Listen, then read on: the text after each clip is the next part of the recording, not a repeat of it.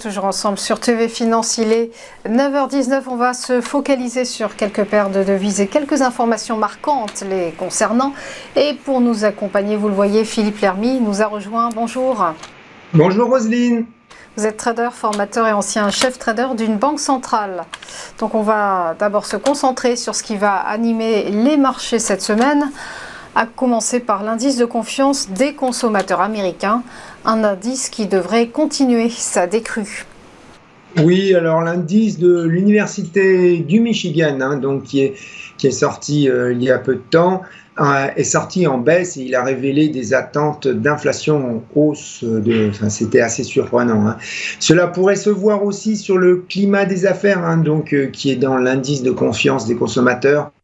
Alors on a les économistes qui anticipent donc un indice en baisse à 101 contre 102,6 le mois précédent. Alors attention pour ceux qui traitent ce chiffre, car en même temps on va avoir Monsieur Austan Goolsbee, donc c'est le président de la Fed de Chicago qui s'exprimera, donc c'est à surveiller. À surveiller également l'inflation en zone euro avec un ralentissement de l'indice hors alimentation et énergie qui se profile. Oui, alors on a les effets de base qui pourraient encore contribuer, je dirais, à la baisse, et on a aussi les prix à la pompe qui ont baissé.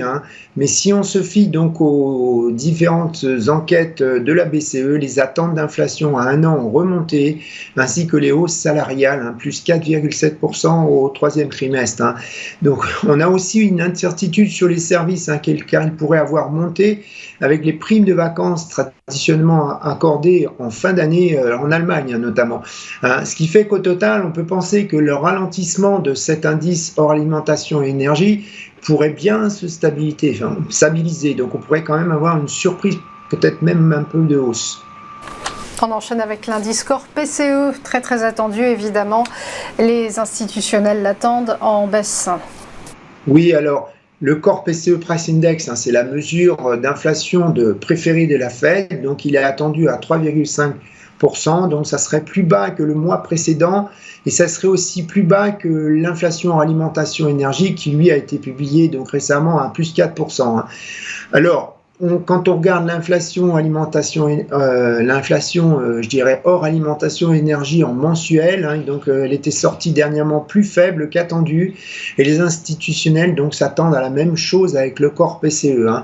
Alors il y a aussi un autre élément qui contribuerait à une baisse de cet indice, c'est le logement qui lui a soutenu en partie donc l'indice d'inflation hors alimentation énergie, et comme il est pondéré plus faiblement dans le Core PCE, il se pourrait que ça a un effet technique positif, c'est-à-dire un chiffre un peu plus bas.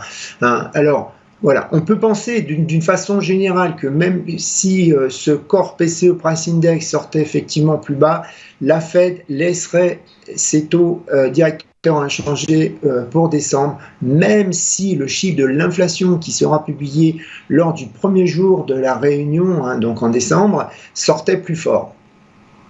On va enchaîner avec l'indice des directeurs d'achat dans l'industrie américaine. Un léger rebond est prévu.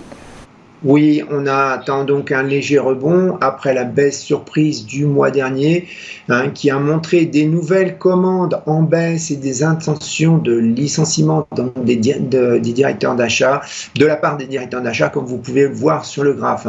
Alors c'est ce que nous indiquent aussi les indices régionaux. Ceux-ci se sont améliorés tout en continuons de signaler une activité qui reste contenue. Alors quoi qu'il en soit, donc l'indice devrait rester en contraction pour le 13e mois consécutif. Et s'il était à nouveau en baisse, cela ferait ressurgir les craintes, non pas d'une récession, mais d'un ralentissement de la croissance.